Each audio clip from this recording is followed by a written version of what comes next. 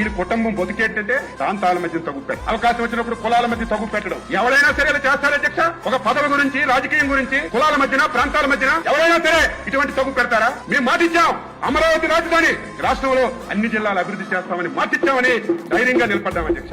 బండబూతులు తిట్టారు, పర్సనాలిటీ మీద మాట్లాడారు, కానీ ధర్మాన్ని, న్యాయాన్ని రక్షించాలని కట్టుబడి మనం ఉన్నది. పోనీ నువ్వు రాజధాని ఏం చేశావు? నిన్ను శాసనసభలో మాట్లాడుతున్నాను, ఎందుకు కింద గట్టిగా మాట్లాడుతున్నానంటే ఈ రోజు రాష్ట్ర ప్రజలందరూ ఇంపార్టెంట్ సెషన్స్ చూస్తారని. ఒకవేళ జగన్మోహన్ రెడ్డి బెంగళూరులో ఉన్న వైసీపీ వాళ్ళున్నా ఈ రోజు సభ చూస్తారు ఏం జరుగుతుందని. ఈ రోజు రావాలి కదా అధ్యక్ష, ఈవేళ రావాలా లేదా? బయట బ్రోకర్లతో మాట్లాడిస్తాడు, మాకేమీ ఇబ్బంది లేదు, మాకేమీ సమస్య లేదు, మేము రాజధానికి వ్యతిరేకంగా ఉన్నామా, ఎందుకు మళ్ళీ మీరు తీర్మానం చేయాలని బయట బ్రోకర్లతో మాట్లాడు. ఆయన అంటాడు శాసన సభ పెట్టుకుంటున్నారు, శాసన మండలి ఎందుకు పెట్టడం లేదా? బుద్ధి జ్ఞానం ఉందా, మీకు నాలెడ్జ్ ఉందా? తీర్మానం అంటే శాసన సభలో చేస్తారు, శాసన మండలిలో చేయరు. కానీ శాసన మండలి ఎందుకు పెట్టమంటున్నారు? ఇక్కడ పాస్ అయ్యి మళ్ళీ అక్కడ పాస్ అవ్వకుండా దీన్ని కూడా అడ్డు పెట్టాలి. ఇంత దుర్మార్గుల్ని ప్రజలారా మీరు ఆలోచించాలి కదా. ఇటువంటి విధాల రాజకీయాల్లో ఉండాలా?